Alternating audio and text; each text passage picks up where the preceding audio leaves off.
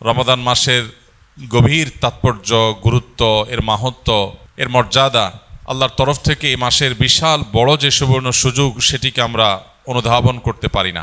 আমাদের রমাদান সাধারণত 4টি কাজকে ঘিরেই হয়ে থাকে। আমরা সচরাচর রমাদান মানে মনে করি বেশি থেকে বেশি দিনে রোজা রাখা, সিয়াম পালন করা, রাতে তারাবির সালাত আদায় করা, আর সন্ধ্যা ইফতার এবং ভোরে সাহারি করা।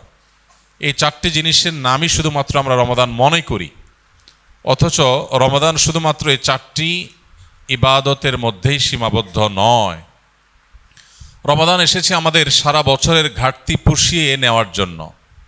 সারা বছর আমরা যে নানা কারণে শয়তানের প্ররোচনায় প্ররোচিত হয়ে, নফসের ধোকায় প্রতারিত হয়ে আমরা যে গুনাহের সাগরে হাবুডুবু খাই, সেগুলোকে মাফ করাবার দারুণ এক সুযোগ আল্লাহ তাআলা আমাদেরকে রমাদান মাস দিয়েছেন। এবং সেই সাথে সারা বছর নেকামল করার যে সুবর্ণ সুযোগ আল্লাহ দিয়েছেন, সেগুলো আমরা হাতছাড়া করার পর বছরের সবচেয়ে বড় রিকভার করার মাস হলো, সময় হলো, মৌসুম হলো রমাদান মাস। এজন্য এই মাসটি হলো ইবাদতকারী, ইমানদার মুসলিম এবং জান্নাত প্রত্যাশী মানুষদের ইবাদতের মৌসুম, নেকামলের সিজন।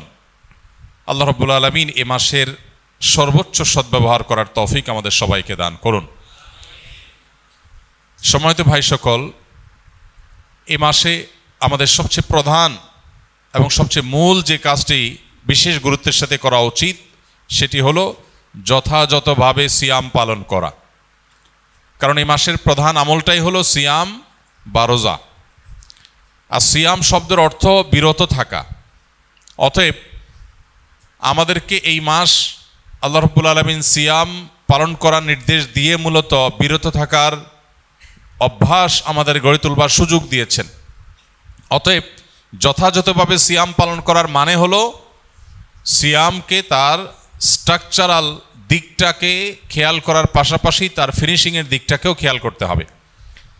সিয়ামের বা রোজার বাহ্যিক স্ট্রাকচারাল দিকটা তো একেবারেই পরিষ্কার।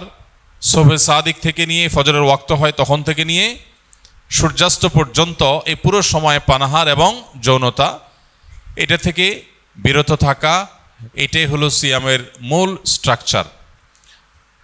এটা ঠিক রাখার পাশাপাশি আমরা যখন সিয়ামকে অর্থবহ করার জন্য অন্য সব নিষিদ্ধ বিষয়গুলো থেকেও বিরত থাকবো, বেঁচে থাকবো, তখন ইনশাআল্লাহ সিয়াম আমাদের আরও বেশি কার্যকর, আরও বেশি যথাযথ, আরও বেশি আমাদের জন্য জান্নাত লাভের কারণ হবে, জাহান্নাম থেকে মুক্তির কারণ হবে ইনশাআল্লাহ বিইذনিল্লাহ। এই জন্য সিয়াম সাধনা করে এই পুরো মাস জুড়ে সকল প্রকার গুনাহ থেকে বেঁচে থাকা, এটা আমাদের অন্যতম একটা কর্তব্য। নবী করিম সাল্লাল্লাহু আলাইহি সাল্লাম বলেছেন, রুব্বা সাইমিন লাইসা লাহু মিন সিয়ামিহি ইল্লাল জু'। বহু রোজাদার আছে যাদের রোজা ক্ষুধার্ত থাকা ছাড়া আর বিশেষ কোনো কাজে আসে না। আমরা যেন সেই হতভাগা মানুষদের কাতারে শামিল না হই। আল্লাহ রাব্বুল আলামিন আমাদের সবাইকে সেই তৌফিক দান করুন।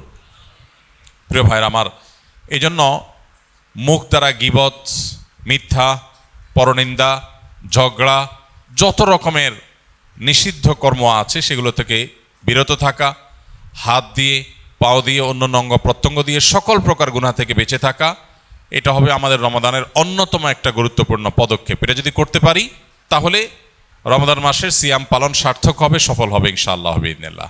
আল্লাহ আমাদের সবাইকে সকল প্রকার গুনাহ থেকে বেঁচে থাকার তৌফিক দান করুন।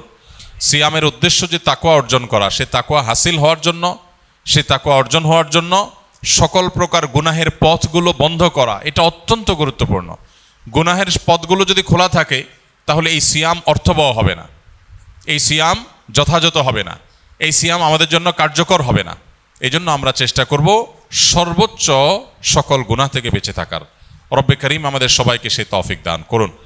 প্রিয় ভাইরা আমার, এই মাস আসার পরও যদি আমরা আমাদের গুনাহগুলো আল্লাহর কাছে মাফ করাতে না পারি, চোখের পানি ফেলে দোয়া করে, কান্নাকাটি করে, সিজদায় গিয়ে একান্তে নিরিবিলি আল্লাহর সাথে যদি এই মাসেও কথা বলতে না পারি, তাহলে জীবনে আর কখনো এই সুযোগ হওয়ার আশা বড় দুরূহ। এর চেয়ে হতভাগা আল্লাহর জমিনে আর কেউ নেই, যে ইসলাম গ্রহণ করার পর মুসলিম হয়েও রমাদানের সুফলটা আদায় করতে পারল না। তার চেয়ে হতভাগা আর কেউ নেই।